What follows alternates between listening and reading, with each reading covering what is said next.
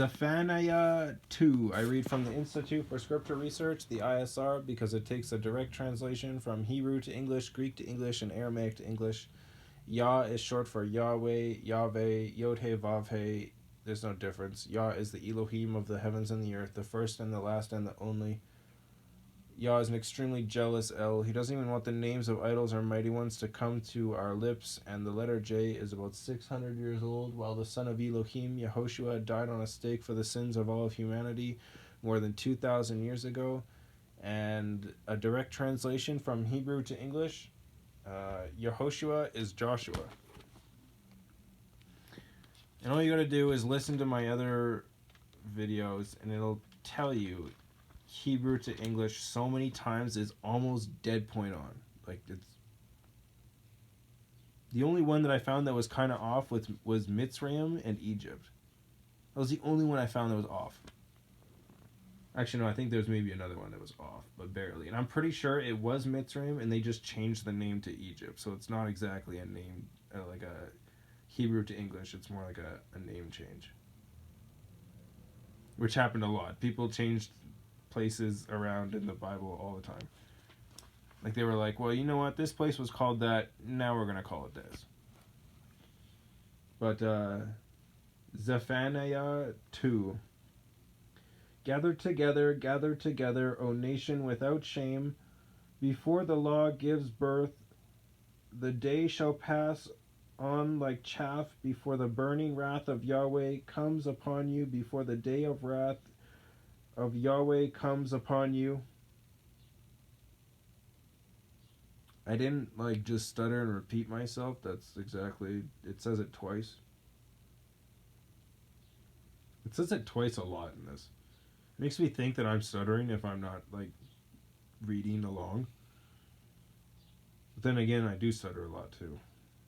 Anyways, seek YahWeh, all you meek ones of the earth who have done his right ruling. Seek righteousness, seek meekness, if so be that you are hidden in the day of wrath of YahWeh.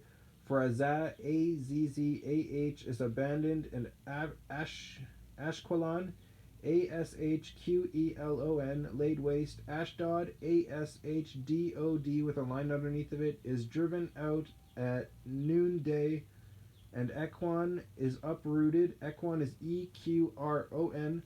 Woe to the inhabitants of the sea coast, the nation of the Kerethites, K-E-R-E with a half a check mark, T-H-I-T-E-S. The word of YahWeh is against you, O Canaan. Canaan is K-E-N-A apostrophe A-N, land of the Philistines. And I shall destroy you so that there is no inhabitant, and the sea coast shall be pastures, shepherds' meadows, and enclosures for flocks, and the coast shall be for the remnant of the house of Yehuda, Y-E-H-U-D with a line underneath of it, A-H. They shall feed their flocks on it. At evening they shall lie down in the houses of Ashkelon, for YahWeh their Elohim shall visit them and turn back their captivity. I have heard the reproach of Moab, M-O apostrophe A-B with a line underneath of it, and the revilings of the children of Ammon, A-M-M-O-N, O-N,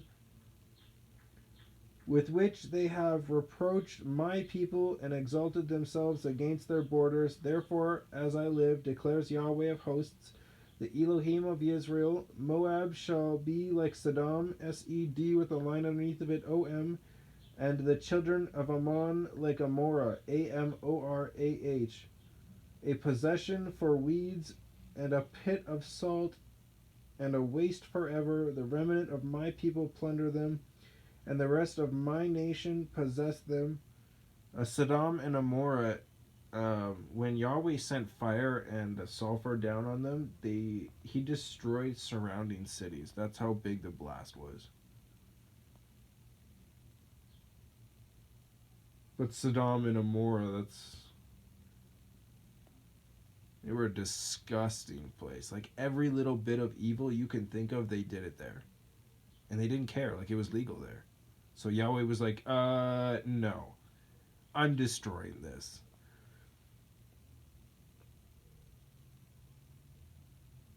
Where am I? This is what they get for their pride, because they have reproached and exalted themselves against the people of Yahweh of hosts. Yahweh shall be awesome to them, for he shall make all the mighty ones of the earth be shrivel, while all the coastlands of the nations bow down to him, each one from his place. You too, O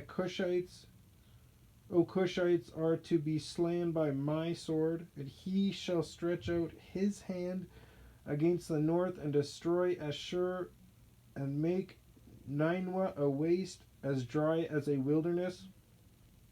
Nineveh is Ninewe with a half a check mark H. That's the place that Jonah went to, and he preached the word of Yah, or like a vision he had, and they immediately turned from their sins, and he got mad, and he was like, well, why don't you just smite them anyways? And it's like, yeah. That's why you're a human and he's Yah. Because I've said that a few times in my videos going through this. I'm like, wait, why don't you just smite them? If they're not going to listen, why don't you just smite them off the face of the earth? Well, I'm human and he's Yahweh. That's the difference. Humanity would just kill them off, while Yahweh would forgive them after teaching them a lesson for a while.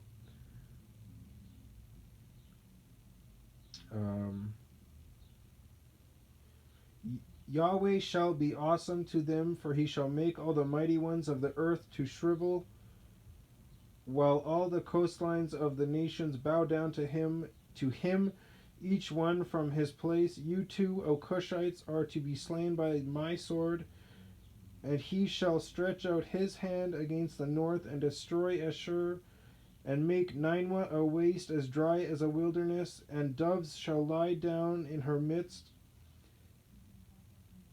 Every beast of the nation, both pelican and bittern lodge, Bittern.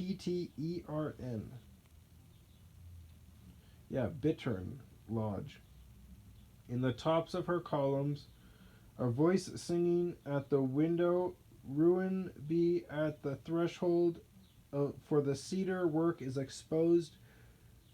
This is the exultant city that is dwelling in safety, that said in her heart, I am it, and there is none but me. How has she become a waste, a place for beasts to lie down? Everyone who passes by her whistles and shakes his fist. Interesting.